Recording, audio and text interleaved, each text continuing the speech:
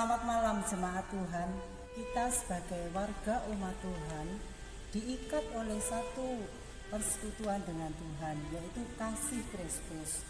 Oleh sebab itu, doa kami sebagai pengurus TPI Tengger agar kita semua dapat hidup rukun bersama di dalam kasih Kristus. Seperti tertulis dalam Mazmur 133, bahwa persaudaraan yang rukun dan guyup akan diberkati dengan limpah-limpah. Bapak Ibu yang terkasih, mari kita akan melihat kesan dari jemaat TPI Tengger.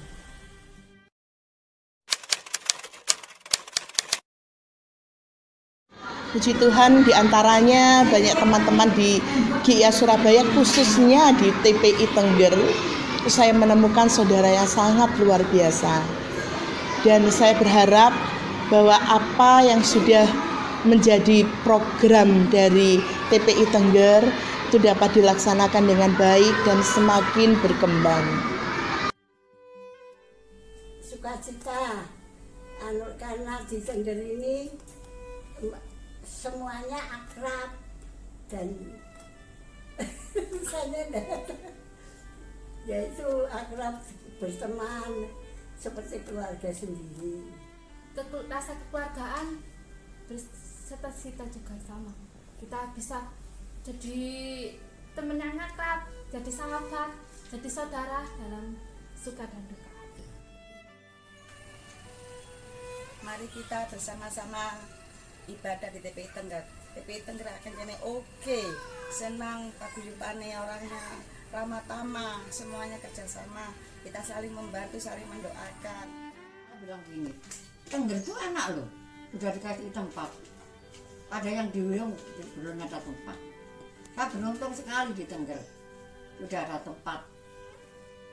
Tengger bukan saya nggak senang, saya juga senang kan, juga puji Tuhan ketemu teman-teman lama, sudah berhimpun, dia juga suka aku sama suami istri. Nama saya Eli, saya ikut di TPI Tengger. Untuk kerukunannya sangat menyenangkan untuk kami. Salam, puji Tuhan, saya senang beribadah di TPI Tengger karena keakrabannya, kesetiaan saya untuk di TPI Tengger. Terima kasih. Senang karena banyak teman-teman dan iman saya bertambah banyak. Dan ayo teman-teman ikut sekolah minggu Tengger jam 8 pagi.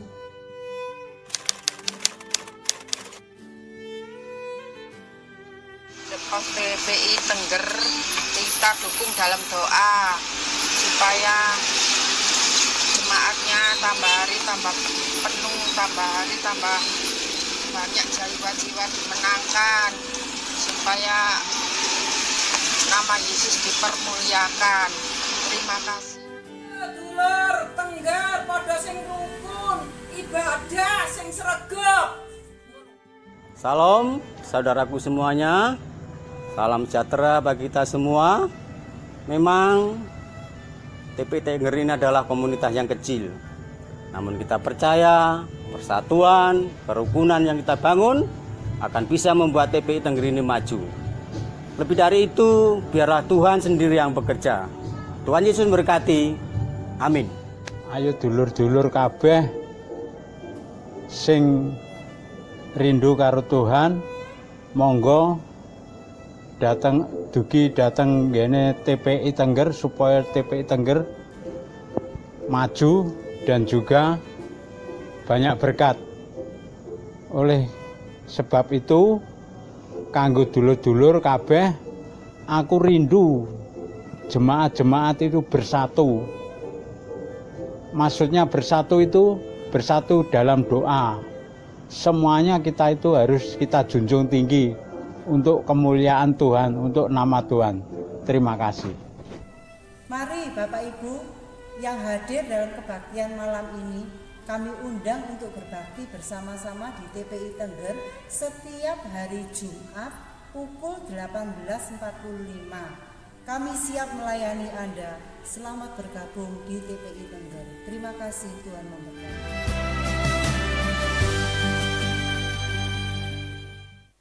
Shalom Bapak Ibu yang terkasih dalam Tuhan, dimanapun Anda berada saat ini. Meskipun jarak memisahkan kita, tetapi oleh kasih Yesus kita dipersatukan. Marilah kita awali ibadah kita dengan doa. Allah Bapa yang penuh kasih, kami bersyukur atas kasih-Mu kepada kami, di mana kami ada saat ini oleh karena kemurahan-Mu. Kami berdoa buat seluruh jemaat TPI Tengger dimanapun mereka berada. Biarlah kasih Tuhan selalu menyertai mereka. Jauhkanlah mereka dari segala sakit penyakit. Dan biarlah pandemi corona ini boleh segera berakhir. Dan kami boleh bersekutu bersama lagi. Bapa di dalam surga, kami berdoa buat yang terlibat pelayanan hari ini Tuhan. Biarlah Tuhan Engkau yang memimpin, baik kami yang memimpin pujian, LCD, musik, juga yang memberitakan firman Tuhan. Biarlah Tuhan urapi hamba-Mu Tuhan, sehingga kebenaran firman Tuhan disampaikan Tuhan, dan yang mendengarnya boleh bertumbuh di dalam iman dan pengharapan kepada Tuhan. Terima kasih ya Tuhan, kami naikkan doa kami di dalam nama Tuhan kami Yesus Kristus. Haleluya, amin. Mari kita akan angkat pujian Satukanlah Roh Kami ya Tuhan.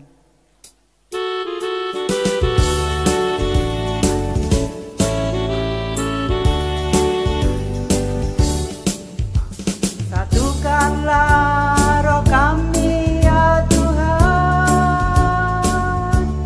bergandeng tangan kami semuanya dalam hadirat-Mu, kami menyembah-Mu. Curahkanlah Roh-Mu atas kami. Roh tercurah dari surga, bumi bersukacita.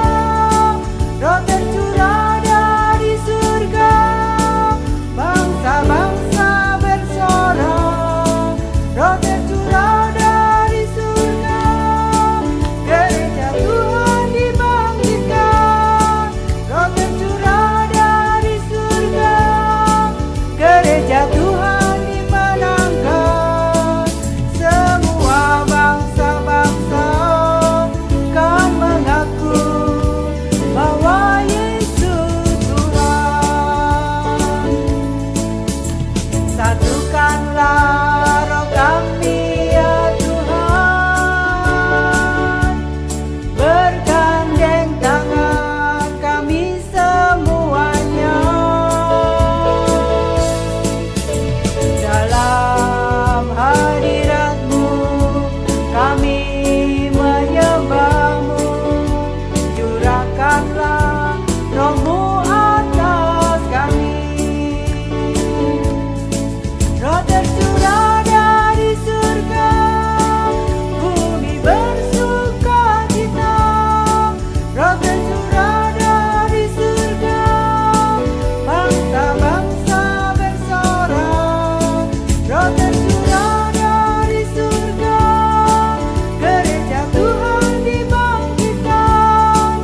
Roh tercurah dari surga, gereja Tuhan dimenangkan. Semua bangsa-bangsa kan mengaku bahwa Yesus Tuhan. Semua bangsa-bangsa kan mengaku bahwa Yesus Tuhan. Semua bangsa-bangsa kan mengaku bahwa Yesus Tuhan.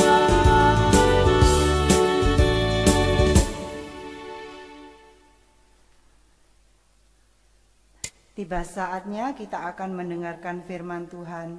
Mari kita sambut dengan pujian, Peganglah Tanganku Roh Kudus. Kita tidak dapat jalan sendiri tanpa Roh Kudus.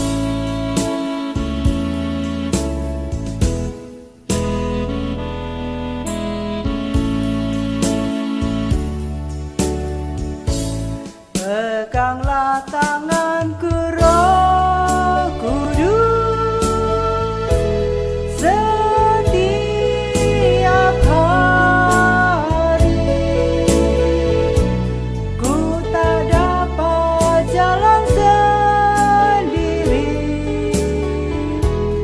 tanpa rohmu.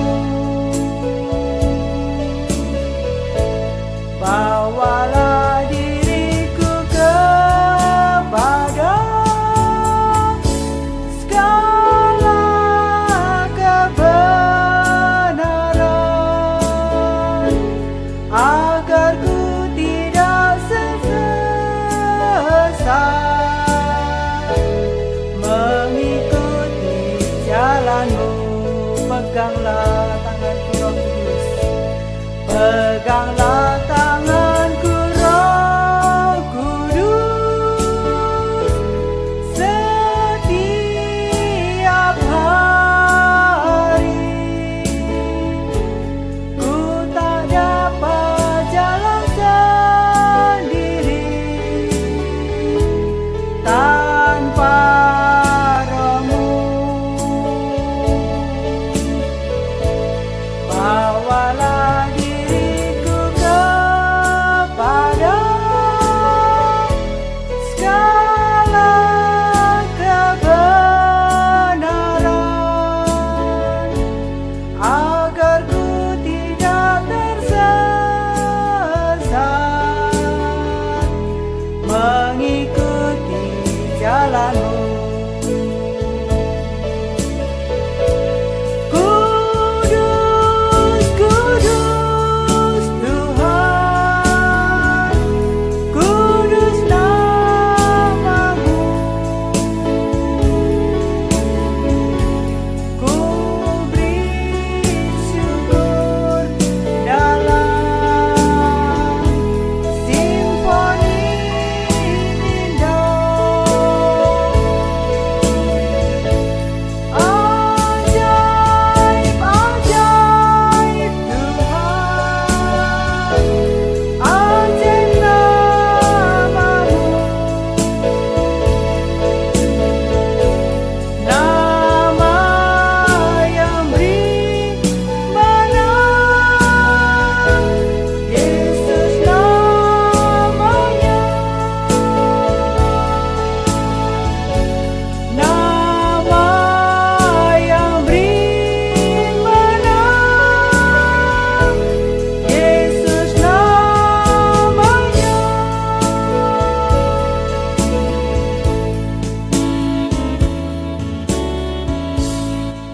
Saya serahkan kepada hamba-Nya.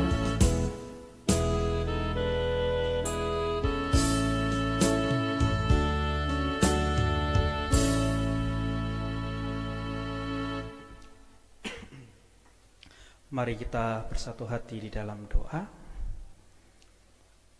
Pimpinlah kami, Roh Kudus, karena kami tidak dapat berjalan dengan pikiran kami sendiri, dengan apa yang kami rasakan dan tindakan kami. Ketika kami mencoba untuk berjalan sendiri, sesungguhnya kami sedang jauh daripada Engkau. Ketika kami mencoba untuk melihat kepada diri kami sendiri, sungguh kami tiada mampu tanpa-Mu, Tuhan. Oleh sebab itu, kami memohon, bahkan pada saat malam hari ini, pimpinlah kami, Roh Kudus. Berikan kepekaan kepada kami terhadap firman-Mu, sehingga firman-Mu menjadi rema dalam hati kami. Buat kami mengerti, Tuhan. Buat kami menyadari. Buat kami tertegur oleh firman-Mu. Dan juga, Tuhan, kami percaya Roh Kudus juga menghibur kami melalui firman-Mu. Terima kasih bahwa Engkau memberikan kepada kami roh penghibur dan penolong bagi kami, yaitu Roh Kudus yang senantiasa menemani kami. Terima kasih Tuhan, terima kasih. Kami serahkan pemberitaan firman-Mu ke dalam tangan-Mu. Di dalam nama Tuhan Yesus Kristus, Tuhan dan Allah kami berdoa mengucap syukur. Amin. Selamat malam, saudara sekalian. Di nama Tuhan kita boleh berjumpa kembali di dalam ibadah di TPI Tengger. Beberapa hari ini tentu kita setelah Yesus naik ke surga, terangkat ke surga, menurut tradisi gereja, para rasul sedang menanti-nantikan akan pencurahan Roh Kudus. Nah, di momen yang sangat baik ini, kita akan melihat bagaimana peran Roh Kudus di dalam kita berdoa. Jadi kita akan melihat bagaimana peran Roh Kudus saat kita berdoa. Saudara, ketika saya memasuki kuliah di Jakarta untuk mengambil konseling, gitu, 2 tahun saya ambil konseling. Ketika saya masuk untuk pertama kali, ada satu mata kuliah wajib di dalam konseling itu disebut dengan konseling pribadi. Konseling pribadi adalah satu tempat di mana kita mencoba untuk mengenali siapa diri kita sebenarnya. Mungkin terasa aneh di telinga kita, kuliah kok tugasnya untuk mengenali diri. Mengenali diri kok masuk dalam kategori kuliah. Tetapi itulah yang terjadi, satu mata kuliah yang paling penting, paling dasar dalam konseling adalah konseling pribadi. Adalah cara atau bagaimana kita mengenal diri kita. Ketika saya berada dalam satu kuliah itu, jadi kuliah pribadi itu hanya 2 orang, saya dengan konselor saya, namanya Bu Vivi. Saya berhadapan dengan beliau, berhadapan muka, kemudian konseling yang akan 12 kali pertemuan sampai 14 kali pertemuan itu diawali dengan sebuah pertanyaan oleh konselor saya. Jadi saya konseli, dia konselornya, saya yang dikonseling, dia yang mengonseling. Konselor saya bertanya kepada saya begini, Petrus, menurutmu siapa kamu? Kamu bisa jelaskan siapa dirimu? Pertanyaan itu membuat saya geli. Geli, kenapa? Pertanyaan kok siapa kamu? Oh, gak ada pertanyaan yang lain, gitu kan? Gak ada pertanyaan yang lain lebih keren. Gitu. Terus lantas karena saya begitu mengentengkan, begitu menggampangkan pertanyaan itu, saya jawab langsung. Bu, saya ya saya. Saya yang ini.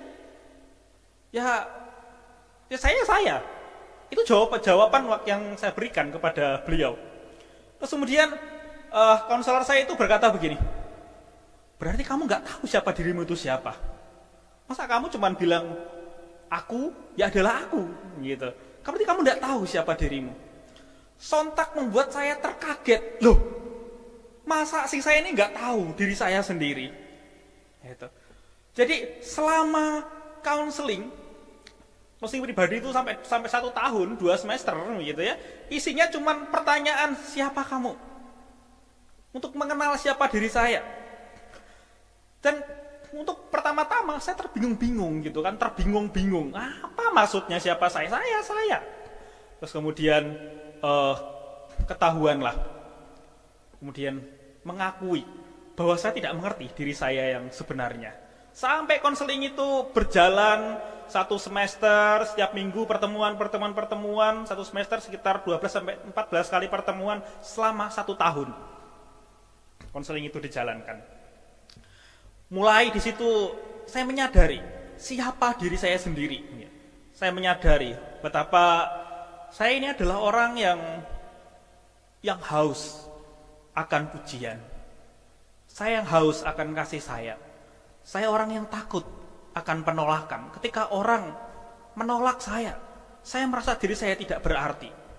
Saya merasa begitu rapuh, saya merasa begitu tidak berdaya berhadapan dengan orang lain. Apalagi sosok otoritas.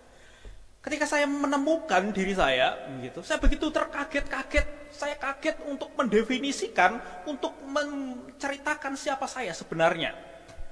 Saudara, saya belajar untuk dealing dengan diri saya sendiri, untuk mengerti siapa diri kan.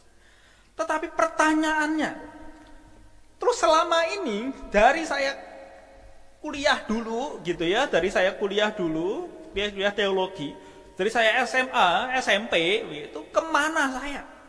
Berarti selama ini saya tidak mengenal siapa diri saya sendiri. Yang saya tahu, saya adalah saya. Saya jalani kehidupan begitu saja, saya lakukan semuanya begitu saja. Orang tua suruh A, ya A. Saya pengen punya cita-cita A, ya saya lakukan cita-cita saya. Tetapi pada akhirnya saya tidak ngerti sebenarnya siapa diri saya. Saya mengikuti semua apa yang saya pikirkan, apa yang saya rasakan, emosi saya ikutin semuanya.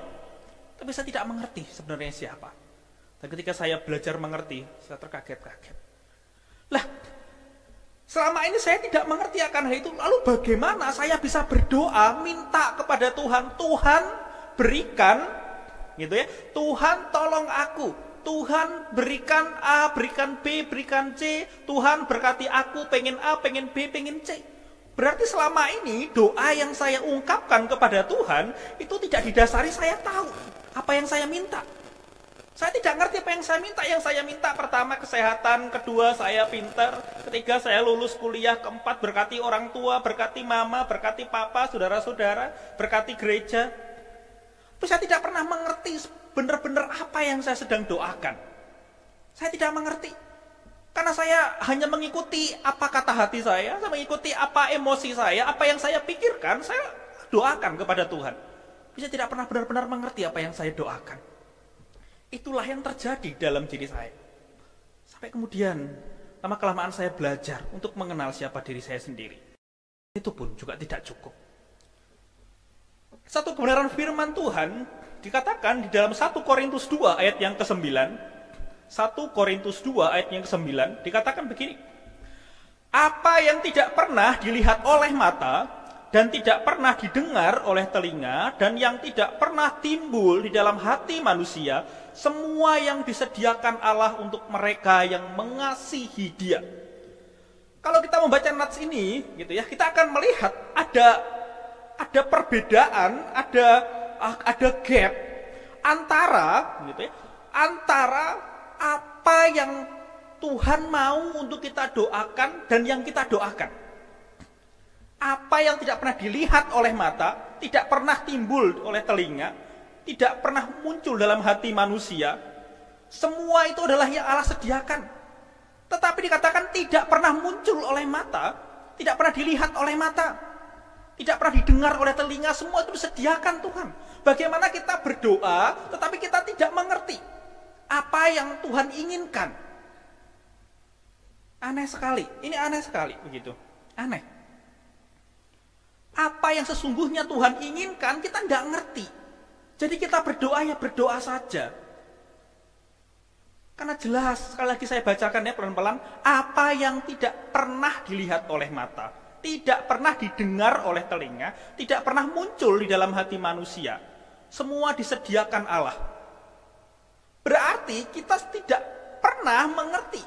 Kita tidak pernah mengerti apa yang sebenarnya Tuhan sediakan bagi kita.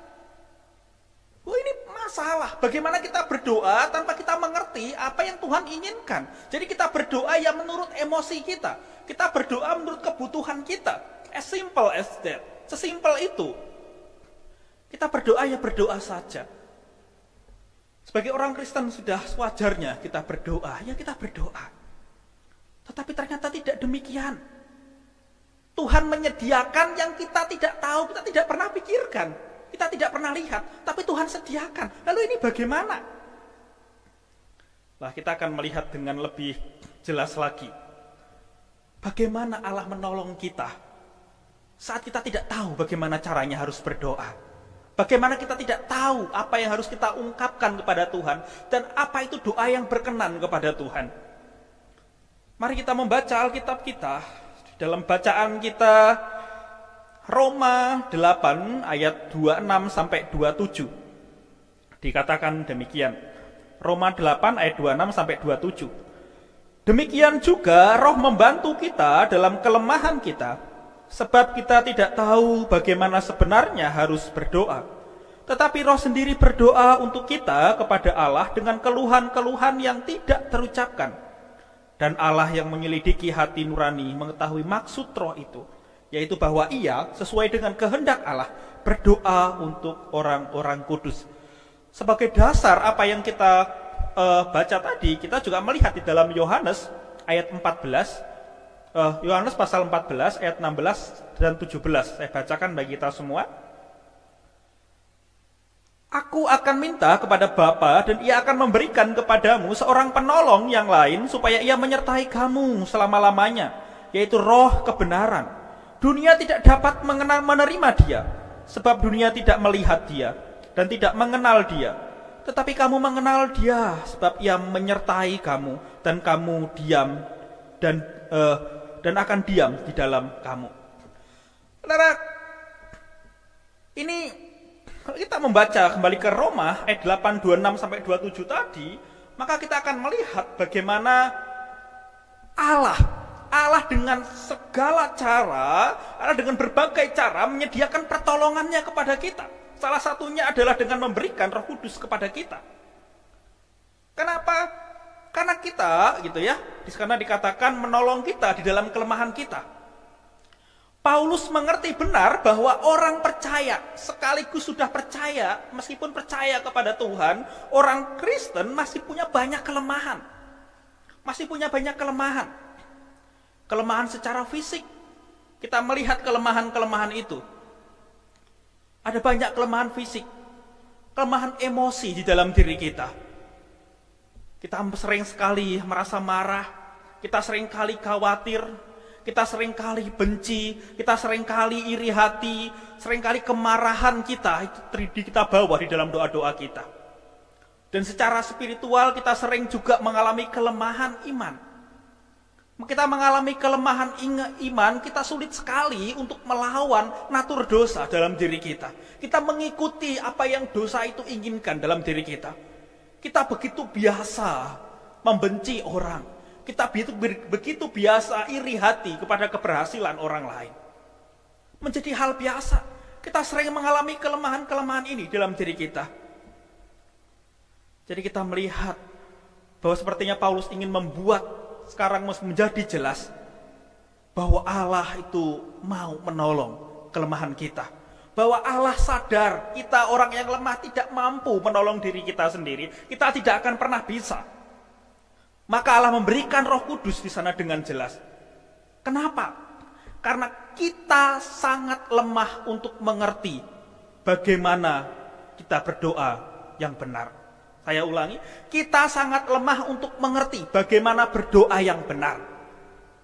Kita nggak ngerti berdoa yang benar seperti apa. Kita juga tidak mengerti apa yang seharusnya, atau kita tidak mengerti apa yang sebenarnya kita butuhkan dan Allah inginkan supaya kita doakan. Jadi kita tidak mengerti apa yang sebenarnya kita butuhkan dan Allah ingin supaya kita doakan. Karena seringkali doa itu didorong oleh emosi dan kebutuhan kita saat itu. Doa seringkali didorong oleh keinginan-keinginan kita, hasrat kita, di dalam diri kita mendorong kita untuk berdoa. Kita tidak pernah berpikir bagaimana doa yang sejati, doa. Dalam Roma, Paulus menjelaskan bahwa kita sangat lemah untuk mengerti. Kita ini lemah, kita ini tidak bisa ngerti. Begitu lemah untuk mengerti doa yang benar. Kita tidak mengerti bagaimana berdoa yang sesuai dengan kehendak Allah. Jadi kita berdoa saja. Berdoa ikuti apa kata hati. Seringkali kita tidak mengerti siapa dan apa yang sebenarnya kita butuhkan. Dan pada saat yang bersamaan apa yang Allah inginkan dalam hidup kita. Saudara, saya mencoba untuk menganalisis doa saya sendiri. Saya mencoba menganalisis doa saya sendiri. Ketika saya berdoa, seringkali yang muncul itu adalah permukaan-permukaan. Contohnya begini. Saya berdoa, Tuhan, tolong berkati saya. Tolong jadikan saya seorang hamba Tuhan yang baik. Doa itu agaknya tidak salah. Tetapi jauh dari kata-kata Tuhan, jadikan aku seorang hamba Tuhan yang baik. Saya lupa berdoa. Berdoa dengan dosa-dosa saya. Mendoakan dosa-dosa saya untuk menjadi hamba Tuhan yang baik. Saya lupa berdoa, Tuhan ampuni aku. Aku orang yang pengen dihargai. Tuhan, aku pengen menampilkan yang terbaik supaya orang hargai aku. Tuhan, aku pengen supaya orang itu melihat aku, wow, kamu keren. Saya lupa berdoa itu. Saya hanya mendoakan apa yang baik, yang kelihatannya di permukaan dan semua orang itu akan terima.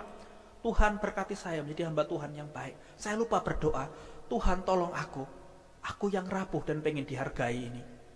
Tolong aku Tuhan, berikan kekuatan kepadaku. Aku takut kalau orang melihatku jelek. Saya tidak pernah berdoa demikian. Saudara, masuk lebih dalam lagi apa yang kita baca. Sekarang kita melihat lebih dalam. Di dalam Roma 8, kembali ke Roma 8 ayat 26-27. Di sana dikatakan, sekali lagi saya bacakan, demikian juga Roh membantu kita dalam kelemahan kita, sebab kita tidak tahu bagaimana sebenarnya harus berdoa. Tetapi Roh sendiri berdoa untuk kita kepada Allah dengan keluhan-keluhan yang tidak terucapkan. Di ayat yang 26. Saudara, ketika Alkitab mengatakan demikian, ini dikatakan demikian juga Roh, gitu ya. Roh di sana itu bukan roh manusia, bukan roh manusia, juga bukan karunia roh. Saudara, yang dimaksud di sini bukan karunia roh yang kita biasanya dengar, yang kita tidak tahu artinya itu, bukan. Ini juga bukan karunia-karunia roh yang khusus yang Tuhan berikan. Jadi roh yang dimaksud di sini adalah Roh Kudus sendiri berdoa untuk kita. Bukan kita berdoa dengan bahasa roh yang dimaksud di sini, bukan.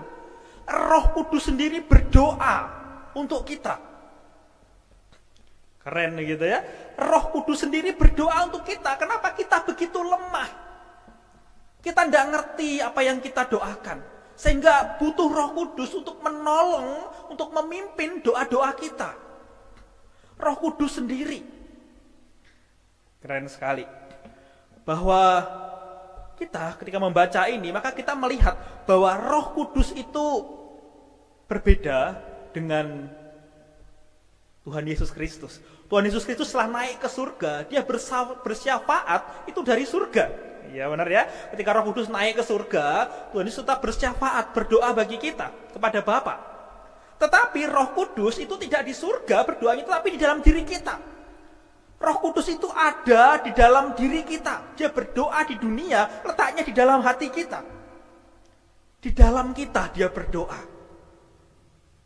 Dia mendoakan kita itu di dalam hati kita. Ini luar biasa. Saudara, di sini dikatakan bahwa Roh Kudus itu berdoa bagi orang-orang kudus. Ya, kalau di ayat 27 berdoa bagi orang-orang kudus. Maksudnya apa? Saudara, hanya orang yang telah menerima Tuhan Yesus, hanya orang yang sudah diselamatkan, dialah yang disebut dengan orang-orang kudus. Hanya orang yang demikian punya Roh Kudus. Roh Kudus tidak diberikan kepada sembarang orang, karena Roh Kudus tugasnya adalah membuat kita percaya kepada Tuhan Yesus. Sehingga kita punya Roh Kudus. Roh Kudus tidak hanya membuat kita percaya kepada Tuhan Yesus, tapi Roh Kudus juga menolong kita, bahkan mendoakan kita di dalam diri kita. Dia yang menyelidiki, dan dikatakan bahwa Roh itu menyelidiki, gitu. Roh itu yang paling mengerti hati kita. Dia menyelidiki hati nurani, dia mengerti maksud dari diri kita. Maka Roh yang paling mengerti kita itu, Roh yang paling memahami kita itu, dia mendoakan kita. Dia memimpin doa kita. Berdoa. Maka dikatakan ketika engkau berdoa, berdoalah dalam roh dan kebenaran. Luar biasa sekali bahwa Tuhan dengan luar biasanya. Ketika Roh Kudus berkata, aku harus pergi kepada Bapa supaya aku bisa mengutus Roh Kudus. Supaya Bapa memberikan Roh Kudus kepadamu. Jadi Tuhan sudah naik ke surga, Tuhan Yesus. Dan Roh Kudus diberikan kepada kita. Roh Kudus ada dalam diri kita. Menjadi jaminan akan keselamatan kita. Menjadi penolong dalam kehidupan kita setiap hari. Sungguh luar biasa apa yang Tuhan nyatakan dalam kehidupan kita. Saudara, dia menggerakkan doa-doa dalam hati kita. Dia menggerakkan doa dalam hati kita. Dia menunjukkan kebutuhan kita. Dia menunjukkan keinginan kita. Dia menggerakkan kita untuk berdoa dengan memberikan kalimat-kalimat dan memasukkan kata-kata dalam mulut kita. Roh Kudus yang memimpin kita. Maka ada istilah mengatakan kamu tidak berdoa sampai benar-benar kamu berdoa. Artinya bukan ketika kita diam kemudian kita berdoa, enggak. Ketika kita berdoa, kita sungguh-sungguh, Tuhan pimpin aku untuk berdoa, Roh Kudus tolong gerakkan aku. Supaya aku tidak hanya meminta di permukaan. Tuhan berkati keluargaku, Tuhan berkati sanak saudaraku. Itu tidak salah. Tapi pernahkah kita berdoa, Tuhan, aku khawatir kalau suamiku diambil orang. Pernah berdoa begitu? Tuhan, aku khawatir kalau anakku tidak berhasil. Aku begitu khawatir, Tuhan, aku kurang percaya kepadamu. Pernahkah saudara berdoa demikian? Saya yakin ketika saudara berdoa seperti apa yang Roh Kudus minta, doa itu akan lebih jujur kepada Tuhan. Saudara akan dipimpin kepada doa yang lebih jujur. Saudara akan meminta Tuhan, bukan hanya berkati, karena seringkali kita menggunakan Tuhan berkati untuk apa? Untuk menutupi kekhawatiran kita, ketakutan kita. Kenapa kita tidak berkata, Tuhan, aku takut. Aku takut Tuhan, kalau anakku tidak berhasil. Aku takut suamiku. Aku takut Tuhan pekerjaanku. Berdoalah.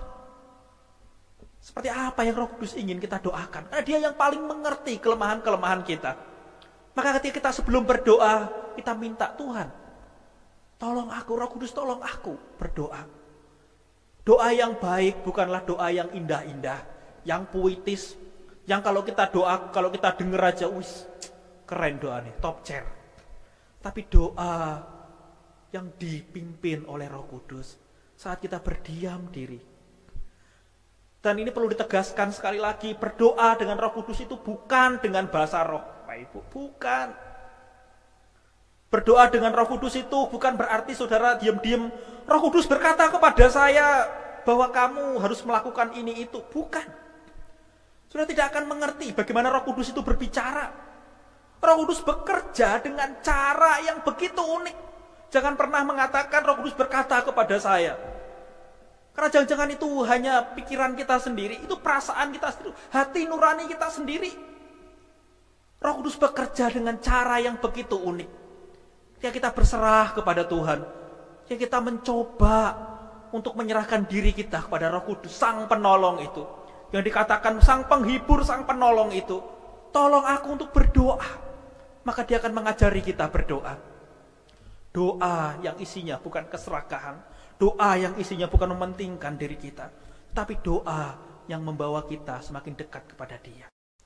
Ada salah satu kalimat itu yang baik sekali, cuman saya lupa siapa yang mengungkapkan kalimat itu. Dia bilang begini, doa itu tidak mengubah Tuhan, tapi doa itu mengubah kita untuk percaya kepada Tuhan.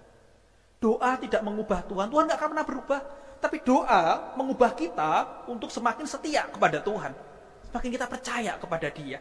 Kenapa? Karena doamu dipimpin oleh Roh Kudus. Ini adalah hal yang begitu luar biasa. Doa dipimpin Roh Kudus memampukan kita berdoa dengan jujur di hadapan Allah. Roh Kudus menolong kita untuk berdiri di hadapan Allah. Roh Kudus memimpin kita untuk datang kepada Dia dan kita memanggil Aba ya Bapa. Ketika Roh Kudus memimpin kau berdoa, memimpin kita berdoa, saya berdoa, maka Roh Kudus itu memimpin kita dengan luar biasa. Sehingga kita dengan bebas, dengan berani untuk datang ke hadirat Tuhan. Dengan iman kita mengakui keberdosaan kita, tanpa kita takut bahwa Tuhan akan menolak apa yang kita doakan. Berdoa dengan Roh Kudus ini menjadi sangat penting sekali. Apalagi di momen-momen kita menyambut hari Pentakosta. Mari kita di momen-momen ini untuk berdiam sejenak, untuk mencoba merenungkan siapa diri kita, untuk mengenali sebenarnya itu diri kita ini penuh dengan kekhawatiran ini, yang penuh dengan ketakutan. Mari kita minta Roh Kudus, tolong bantu aku berdoa. Roh Kudus akan meyakinkan Bapak Ibu untuk berdoa kepada Tuhan tanpa takut Tuhan marah kepadamu. Ketika engkau berkata, Tuhan aku takut suamiku diambil misalnya, begitu ya, Tuhan tidak akan marah. Kalau itu memang ketakutanmu, doakan. Roh Kudus akan menuntunmu. Daripada kita berdoa yang manis-manis, tetapi itu berbeda dengan hati kita. Berdoalah. Roh Kuduslah yang akan menjaminmu. Roh Kudus yang menjamin doamu, bahwa doamu itu layak untuk didengar oleh Allah. Doamu itu Tuhan dengar. Kenapa? Roh Kudus yang menuntunmu, Roh Kudus yang mengajarimu untuk berdoa. Kalau kita membaca lebih dalam, maka kita melihat kata-kata itu juga cukup unik. Demikian juga Roh membantu kita dalam kelemahan kita, sebab kita tidak tahu bagaimana sebenarnya harus berdoa, tetapi Roh sendiri berdoa untuk kita kepada Allah dengan keluhan-keluhan yang tidak terucapkan. Keluhan-keluhan yang tidak terucapkan bukan berarti Roh Kudus mengeluh, saudara, bukan. Tetapi ia membangkitkan keluhan di antara orang-orang kudus, di antara kita dengan segala beban dan perasaan duka. Artinya bahwa Allah, Roh Kudus itu akan membangkitkan duka kita, akan memperlihatkan siapa diri kita, dan kita berdoa kepada Tuhan tanpa kamu khawatir, tanpa kamu takut bahwa Tuhan akan mengadilimu, Tuhan akan membencimu. Dia yang akan membuka diri kita. Dia yang akan mengajari kita berdoa, Tuhan, aku takut. Tuhan, aku khawatir. Tuhan, aku benci. Tuhan, aku iri hati. Roh Kudus menjaminmu bahwa Allah tidak akan memalingkan wajahnya kepadamu yang kau berdoa. Melainkan Roh Kudus akan selalu membimbingmu. Ini sangat jelas sekali ketika kita membacanya. Roh Kudus menggerakkan doa kita. Sekalipun kita tidak mendengar suaranya. Oh, Roh Kudus berkata begini, tidak. Kita sungguh-sungguh, Roh Kudus akan menggerakkan kita berdoa. Doa yang jujur, doa yang penuh dengan kasih kepada Tuhan. Dan di ayat yang ke-27, jelas yang dikatakan, dan Allah yang menyelidiki hati nurani mengetahui maksud roh itu. Sekali lagi, dan Allah yang menyelidiki hati nurani mengetahui maksud roh itu. Ketika roh menolong kita berdoa, Allah mengerti. Allah mengerti apa yang kita doakan karena kita berdoa di dalam roh, yaitu bahwa ia sesuai dengan kehendak Allah berdoa untuk orang-orang kudus. Jadi hanya Roh Kuduslah Bapak Ibu yang paling mengenal diri kita, yang paling mengenal kebutuhan kita yang sebenarnya. Tuhan, apa yang sebenarnya aku butuhkan? Tolong aku mengerti, Tuhan. Karena manusia tidak dapat mengenal hati orang lain, bahkan tidak ada satu manusia pun di dunia ini yang bisa mengenal dirinya secara penuh. Tidak ada. Bahkan seorang konselor sekalipun yang bertahun-tahun coba mengenali dirinya, dia tidak bisa mengenali dirinya secara utuh.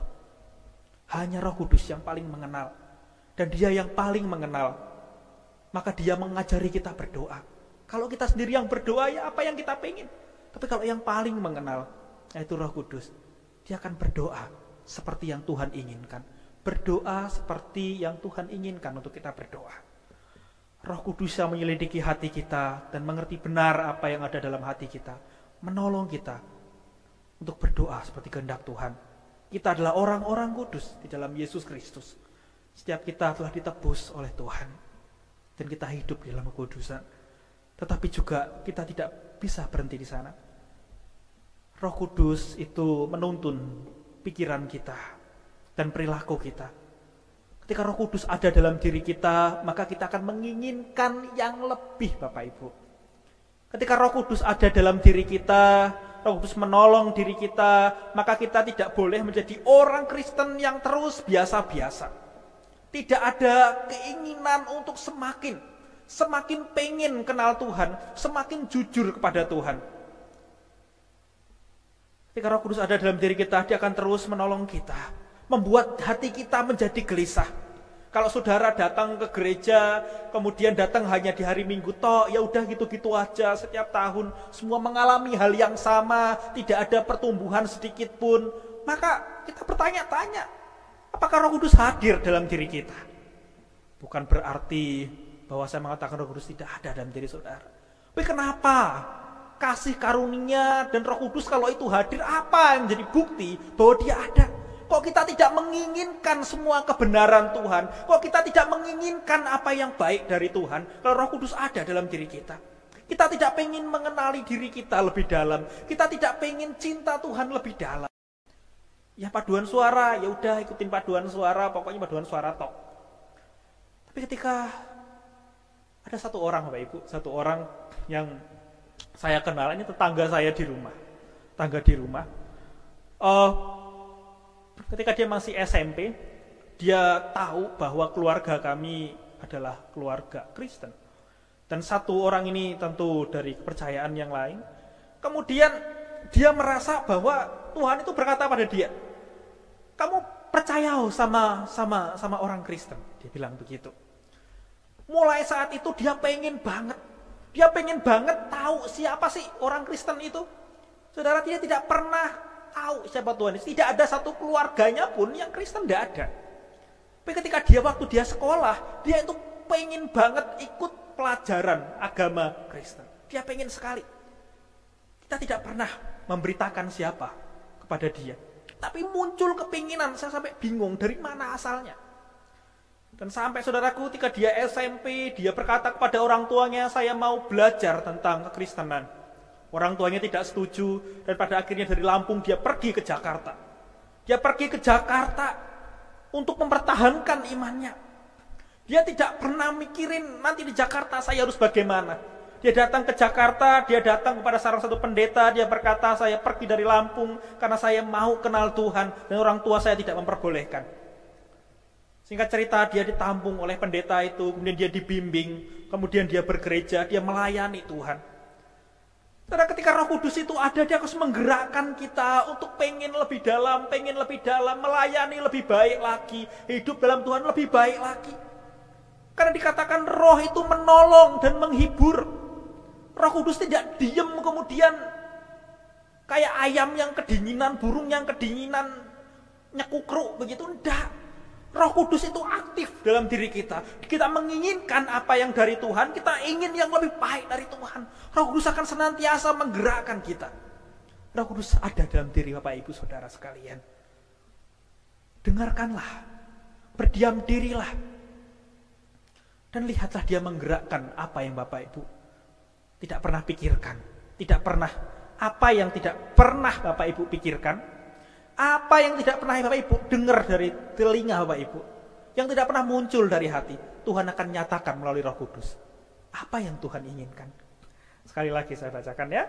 Sekali lagi untuk menutup, apa yang tidak pernah dilihat oleh mata, dan tidak pernah didengar oleh telinga, dan tidak pernah timbul di dalam hati manusia, semua itu yang Roh Kudus akan berikan pada Bapak Ibu. Bapak Ibu gak akan ngerti apa yang kasih Roh Kudus akan berikan. Tapi kita bisa berdiam. Kita berdiam, kita dengarkan, dan kita lakukan. Bukankah luar biasa yang Tuhan berikan?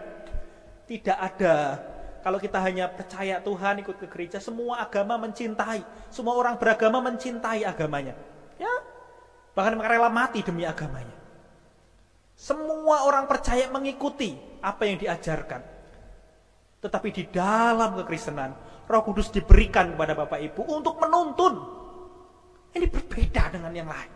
Roh Kudus diberikan secara khusus untuk menuntun, karena kita tuh tidak tahu. Di dunia ini orang tidak tahu siapa diri sejatinya. Tidak ada seorang pun yang tahu. Tetapi Roh Kudus yang paling tahu. Dia terus memberitahu kepada Bapak Ibu siapa Bapak Ibu sebenarnya. Dan dia akan berdoa sebagaimana tuntunan Roh Kudus. Inilah Roh Kudus yang Tuhan berikan. Tuhan menjanjikan roh penghibur yang begitu luar biasa. Dia berikan di dalam hati Bapak Ibu. Dengarkanlah suaranya. Dengarkanlah apa yang dia mau bilang. Tapi sekali lagi bukan, aku merasa Tuhan ngomong begini. Roh Kudus bilang, tidak. Ketika engkau mengasihi Tuhan, kita mempercayakan diri kepada Roh Kudus, berjalan bersama dengan Roh Kudus, dia yang akan menuntun kita dengan cara yang begitu unik. Amin Bapak Ibu, mari kita berdoa. Tuhan, betapa Engkau mengasihi kami. Betapa Engkau Allah yang begitu luar biasa. Engkau telah mengutus putramu Yesus Kristus untuk menyelamatkan kami dengan pengorbanan yang begitu pahit. Tetapi Engkau Tuhan yang tidak pernah berhenti di sana. Bahkan ketika Yesus naik ke surga, Engkau memberikan Roh Kudus kepada kami untuk terus memimpin kami, untuk terus menolong kami, menghibur kami. Betapa baiknya Engkau Tuhan. Bahkan kami tidak pernah melihat dimanapun. Bahkan untuk kami berdoa pun, Engkau memberikan Roh Kudus supaya kami berdoa seperti kehendak Tuhan. Berdoa sebagaimana yang Tuhan inginkan. Tolong kami Tuhan, tolong kami. Kami yang lemah, kami yang tidak tahu bagaimana berdoa sesuai dengan kehendak Tuhan ini. Tuntun kami. Terima kasih Tuhan, terima kasih. Biarlah kami semakin hari semakin berserah kepada Roh Kudus, semakin percaya bahwa Allah di dalam setiap hal turut bekerja dalam segala perkara mendatangkan kebaikan bagi kami. Karena kami percaya tuntunan demi tuntunan-Mu selalu ada bersama kami. Terima kasih Tuhan, di momen-momen kami melihat Pentakosta ini, di momen-momen kami merayakan pencurahan Roh Kudus 2000 tahun yang lalu, kami percaya bahwa Roh Kudus selalu aktif di dalam diri kami, terus memimpin kami kepada kebenaran demi kebenaran. Berkati Bapak Ibu yang ada di rumah, Tuhan. Engkau melihat keluhan-keluhan yang tidak dapat disampaikan kepada Engkau. Engkau melihat beban yang begitu berat, ketakutan-ketakutan, kekhawatiran-kekhawatiran yang selama ini menjadi beban. Tuhan, kami percaya Roh Kudus yang sudah Engkau berikan kepada jemaat-Mu, pada Bapak Ibu di rumah, Engkau yang akan menuntun mereka, Tuhan, untuk mengungkapkan keluhan-keluhan itu. Dengan jaminan bahwa Tuhan tidak akan pernah memalingkan wajahnya. Tuhan, Kau yang begitu mengasihi kami, mengasihi ibu-ibu yang ada di rumah, bapak di rumah, anak-anak mudamu semua. Kami percaya Tuhan selalu dan selalu mendengar doa kami. Terima kasih Tuhan, terima kasih. Inilah hidup kami Tuhan, kami serahkan ke dalam tangan-Mu. Di dalam Kristus Yesus, Tuhan Allah kami yang hidup. Kami berdoa mengucap syukur. Amin.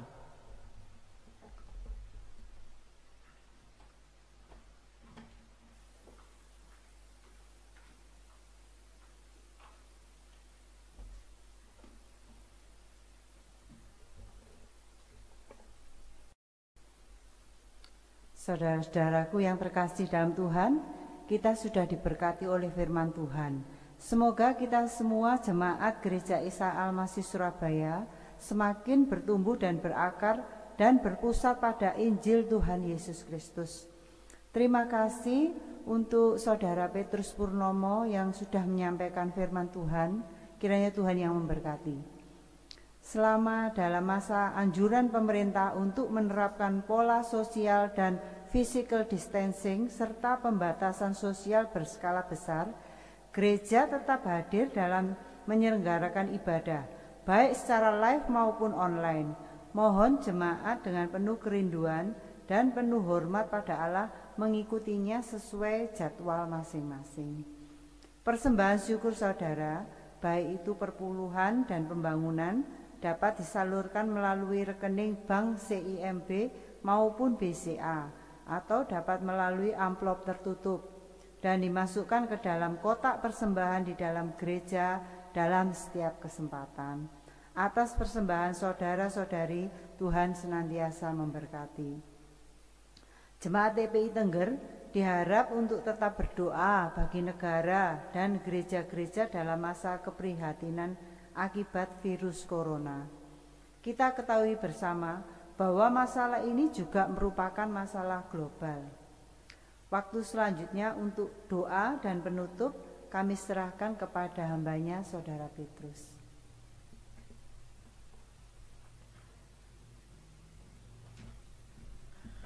Mari Bapak Ibu sekali lagi kita berdoa kepada Tuhan.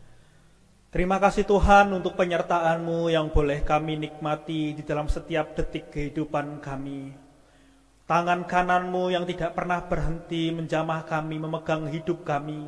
Kami mengucap syukur. Terima kasih untuk Roh Kudus yang Kau curahkan di dalam hidup kami, yang memimpin kami, menolong kami, membawa kami semakin dekat kepada Engkau. Kami berterima kasih Tuhan untuk segala hal yang Tuhan berikan kepada kami. Biarlah kami sebagai anak-anak-Mu semakin hari kami bertumbuh dalam Engkau. Semakin hari kami semakin mengerti apa yang Kau inginkan dalam hidup kami. Semakin hari kami semakin mencintai apa yang Kau cintai. Menginginkan apa yang Kau inginkan terjadi atas hidup kami. Biarlah kami semakin selaras dengan apa yang Kau kehendaki. Sehingga gereja-Mu ini benar-benar berpusat kepada Engkau Tuhan. Sebagai Tuhan dan Juru Selamat. Sebagai sumber Allah yang memimpin kehidupan kami. Memimpin pikiran kami, memimpin perasaan kami, memimpin tingkah langkah kami. Sehingga lidah kami yang terucap adalah lidah yang dipimpin oleh Tuhan. Ampuni kami di dalam segala kegagalan kami Tuhan. Dan tolong kami untuk selalu berdoa di dalam Roh Kudus. Terima kasih Tuhan, terima kasih. Berkati ibu-ibu orang tua, berkati suami, anak-anak. Tuhan berikan keharmonisan di dalam kehidupan mereka, dalam keluarga mereka, di tengah pandemi COVID ini. Tuhan, kami rindu bahwa jemaat-Mu juga boleh merespons dengan cara yang baik, untuk mencoba untuk mencari apa kehendak Tuhan di dalam kehidupan kami semua. Apa yang sebenarnya Tuhan inginkan untuk kami lakukan. Dan kiranya apa yang kami alami menstimulasi, mendorong iman kami untuk bertumbuh dan terus berbuah di dalam Tuhan. Tolong kami Tuhan, sehingga kami tidak hanya diberkati dengan masa-masa sukar ini untuk mencari kebutuhan-kebutuhan kami, tapi kami juga belajar untuk mencari apa berkat rohani yang boleh kami terima dari Tuhan. Terima kasih Tuhan, berkati rumah tangga ibu-ibu, bapak-bapak, berkati pekerjaan mereka, berkati masa-masa sekarang ini Tuhan, menjadi tempat bagi kami tetap bersyukur, tetap untuk mencari Tuhan dalam kondisi ini. Terima kasih Tuhan, terima kasih, berkati kami semuanya, dan berkati apa yang Kau telah berikan dalam kehidupan kami. Terima kasih Tuhan, terima kasih, kami menyudahi ibadah ini Tuhan, kami percaya bahwa Roh Kudus-Mu tetap menyertai kami, membimbing kami sampai kedatangan Tuhan yang kedua kali. Terima kasih Tuhan, terima kasih. Di dalam nama Tuhan Yesus Kristus kami terima berkat Tuhan yang melimpah atas kehidupan kami. Haleluya, amin.